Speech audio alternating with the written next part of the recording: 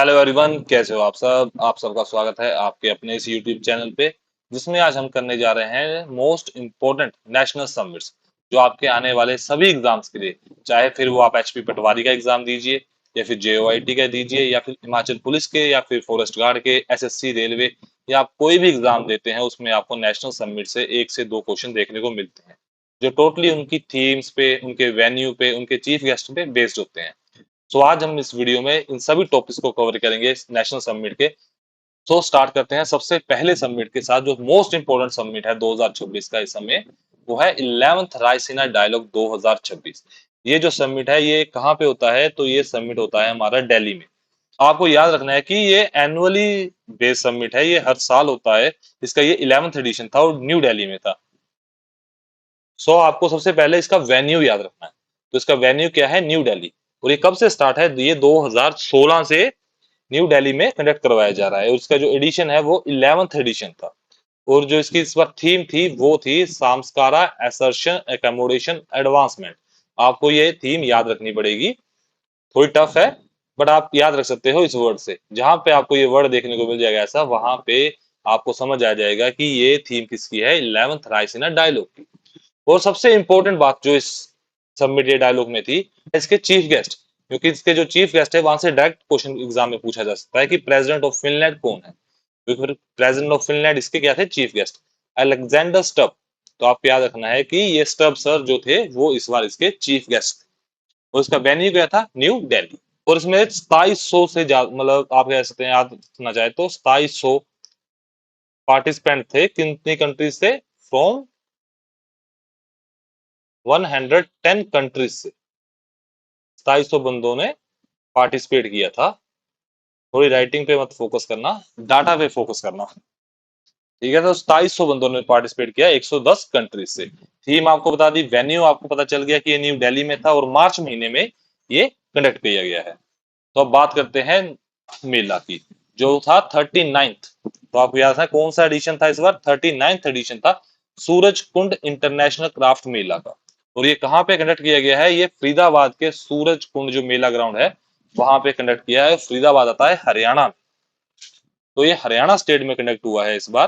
ठीक है, और जो कंडक्ट हुआ है ये 31 जनवरी से लेकर 15 फरवरी 2026 तक। सो अब हम बात करते हैं कि इसमें थीम स्टेट्स क्या थी। क्योंकि जो मेला है इसमें जो थीम स्टेट थी वो थी यूपी, ठीक है, और मेघालय। इन दो स्टेट्स की जो थी वो ज्वाइंट थीम स्टेट्स हैं, जो आपको याद रखेंगे, यूपी एंड मेघालय। और इसमें जो पार्टनर कंट्री है वो इजिप्ट है। जो इजिप्ट है वो इसमें पार्टनर कंट्री है। और इसकी जो थीम, सबसे मेन थीम किसी भी समिट या मेला की, वह लोकल टू ग्लोबल, आत्मनिर्भर भारत। ये दोनों वर्ड काफी फेमस है इस समय, वोकल फॉर लोकल या फिर आत्मनिर्भर भारत। ठीक है, ये दोनों आप काफी फेमस है और ये आप याद रख सकते हैं कि मेलों में क्या लगता है, कॉमन चीजें ही लगती हैं। आप देखेंगे हर मेले में कॉमन कॉमन चीजें होती है, उस समय कॉमनली हर चीज क्या है? आत्मनिर्भर भारत, लोकल फॉर वोकल। तो ये चीजें ही इसकी थीम है, लोकल टू ग्लोबल, आत्मनिर्भर भारत।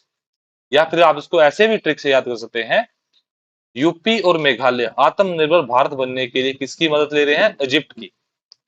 तो आप इस ट्रिक से भी याद रख सकते हैं कि यूपी और मेघालय आत्मनिर्भर भारत बनने के लिए इजिप्ट की मदद ले रहे हैं।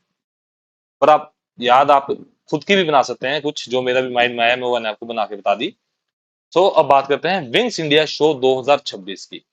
ये इसका जो एडिशन था वो 15th एडिशन था। ये जनवरी महीने में कंडक्ट हुआ है। और ये कंडक्ट क्या हुआ है? ये हैदराबाद तेलंगाना में कंडक्ट किया गया है। तो जो इसकी थीम है वो है Indian aviation paving the future. जो इसकी थीम है, बस इसमें आपको यही याद रखना है कि ये हैदराबाद में हुआ है। ठीक है, एयरपोर्ट का नाम आप याद रख सकते हैं कि हैदराबाद में कहा हुआ कि ये एयरपोर्ट पे। और ये सूरज कुंड है, ये भी सूरज कुंड जो मेला ग्राउंड है फरीदाबाद का, वहां पे कंडक्ट करवाया जाता है। और जो थीम है विंग्स इंडिया शो की, वो इंडियन एविएशन। ये सबसे इंपॉर्टेंट है कि ये क्या थीम थी। और कई बार एग्जामिनर वेन्यू भी पूछ लेता है कि कहाँ पे कंडक्ट हुआ, तो आपको याद रखना है ये कि हैदराबाद।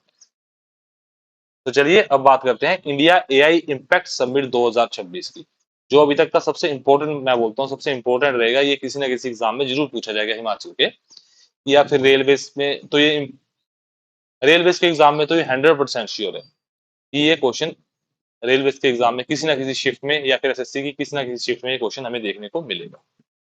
तो इंडिया एआई इम्पैक्ट समिट 2026 क्या हुआ है भारत मंडपम न्यू दिल्ली में। जो इसका वेन्यू है वो है भारत मंडपम न्यू दिल्ली, और ये चला है 16 फरवरी से लेके 20-21 फरवरी तक। ठीक है, 20-21 फरवरी तक। आपको पता है कि एआई को आजकल सभी यूज कर रहे हैं, कोई ऐसा इंसान नहीं होगा जो एआई यूज नहीं कर रहा। तो इसकी थीम भी क्या थी, वेलफेयर फॉर ऑल। आपको फोकस करना है ऑल पे, हैप्पीनेस फॉर ऑल। एआई को यूज करके सभी खुश हो रहे हैं, हैप्पीनेस फॉर ऑल। तो इससे आप थीम इजीली याद रख सकते हैं। और वेन्यू क्या है, भारत मंडपम। और जो थ्री मेन पिलर्स थे समिट के वो थे पीपल, प्लैनेट एंड प्रोग्रेस। ये जो 3 P हैं ये इसके जो पिलर थे। और यदि आप थीम हिंदी में याद रखना चाहते हैं तो आप लिख सकते हैं सर्वजना हित्य सर्वजना सुखया, मतलब हैप्पी मतलब सुख, और वेलफेयर मतलब हित के बारे में, आपके अच्छे हित के बारे में। तो ये थीम हिंदी में है सर्वजना हित्य सर्वजना सुखया। और यहाँ पे आप 21 कर लेना, ये 21 तक चला है, 21 फेब तक। ठीक है, ये जो है, सो इसके हमने मेन पिलर्स भी देख लिए, थीम भी देख ली, और वेन्यू भी देख लिया है कि क्या वेन्यू रहा है। तो अब बात करते हैं इसको ऑर्गेनाइज किसने किया है। तो आप यहाँ एक साइड में लिख लीजिए, इसको जो आपको मेन चीज याद रखनी है वो रखनी है मिनिस्ट्री ऑफ इलेक्ट्रॉनिक्स। ठीक है, इसको आप ऐसे देते हैं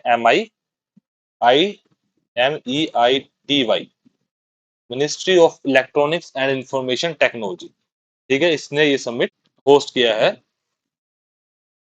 और उसका क्या है, भारत मंडपम। तो अब बात करते हैं वर्ल्ड बुक फेयर 2026 की। इसका ये 53rd एडिशन था।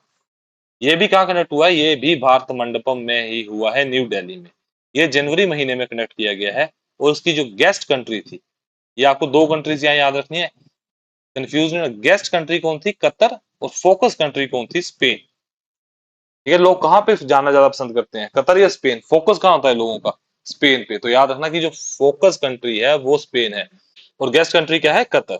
और जो थीम है इसकी वो काफी इंपॉर्टेंट रहेगी। सो इसकी जो थीम है वो आपको याद रखनी है, क्योंकि जो इसकी थीम है ना, वो बुक फेयर के रिलेटेड देख सकते हैं, इंडियन मिलिट्री हिस्ट्री। आप गैस भी नहीं लगा सकते एग्जाम में कि ये थीम इस चीज की होगी। तो ये आपको याद रखना है कि इंडियन मिलिट्री हिस्ट्री, ये जो थीम है ये वर्ल्ड बुक फेयर 2026 के 53rd एडिशन की है। तो अब बात करते हैं अर्थ समिट 2025 की। जो ये अर्थ समिट है ये 2025 में हुआ था, बट मैंने ऐड कर लिए हैं ये 2 समिट 2025 के, क्योंकि ये काफी इंपॉर्टेंट है। और ये हुए भी दिसंबर महीने में, तो इनके आने के चांस भी रहते हैं एग्जाम में 2026 में, क्योंकि मोस्टली एग्जामिनर दिसंबर और नवंबर के जो समिट्स है इनको एग्जाम में पूछ लेता है, क्योंकि बच्चे मोस्टली जनवरी से याद करके गए होते हैं। तो ये दिसंबर के भी पूछे जा सकते हैं, तो हमने इसे ऐड कर लिया है। तो ये 2 ही हैं, ज्यादा टेंशन की बात नहीं है, ज्यादा काम नहीं होता आपको याद करने का। कि अर्थ समिट 2025 कहाँ पे हुआ है। सो अर्थ समिट 2025 कहाँ पे हुआ है, ये गांधीनगर गुजरात में हुआ है। ठीक है, महात्मा मंदिर में, दिसंबर महीने में। और थीम थी empowering rural innovation for global transformation. बस आपको इतना ही इसके बारे में याद रखना है। तो नेक्स्ट है 11th India international science festival 2025। ये वेन्यू इसका चंडीगढ़ था। ठीक है, उसकी थीम थी science to prosperity for a self reliant India. बस इन 2 को आप याद रख लीजिएगा। तो मिलते हैं अब नेक्स्ट वीडियो में। नेक्स्ट वीडियो में हम इंटरनेशनल समिट्स करेंगे, जो हमारे इंपॉर्टेंट इंटरनेशनल समिट्स होंगे। ठीक है, इंटरनेशनल समिट्स को हम नेक्स्ट वीडियो में कवर करेंगे, अपने जो हमारे कंडक्ट किए गए होंगे 2026 में। So thank you guys for watching this video. हम मिलते हैं नेक्स्ट वीडियो में इंटरनेशनल समिट्स के साथ।